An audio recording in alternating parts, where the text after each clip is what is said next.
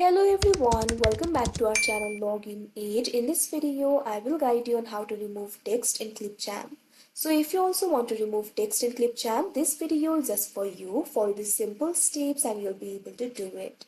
So first of all, what you have to do is launch open Clipchamp. For that, all you have to do is launch open any browser of your choice. Click on the search bar and type in app.clipchamp.com. After that, you can see over here Clipchamp will be opened.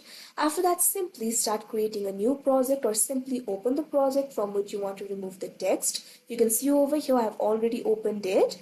You can see right over here I have added the text. So in order to remove the text, what you have to do is click on the text that you've added in the timeline. Now after that, you can see over here that particular text will be selected. Now all you have to do is press delete on your keyboard.